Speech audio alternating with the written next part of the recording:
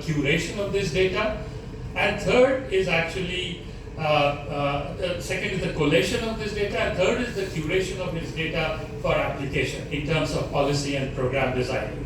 And while we do this exercise, where we bring in industries right from day one to understand their concerns. So far in the past, I would say most of the programs that were rolled out by industry was not perhaps properly discussed with industries. And as a course correction now, the government considers industry as an equal stakeholder in the scientific and innovation journey which India is taking.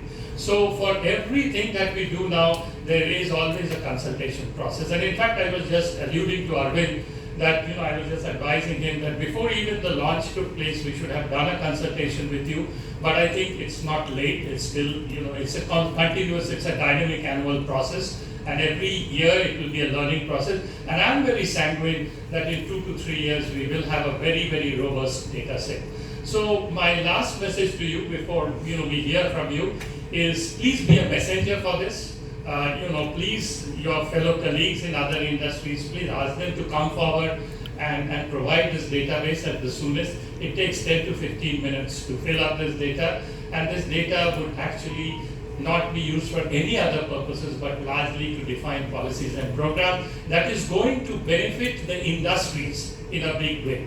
The whole exercise is actually not only industries but government as well, but the whole process is aimed to see how we can promote our enterprises, because we do understand while knowledge creation will happen in academic lab, in national lab, the knowledge application will only happen through industries and startups.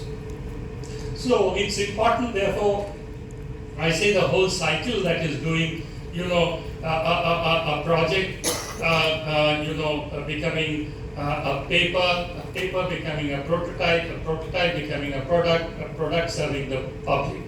So this whole circle, industry and the startups play a very, very important role.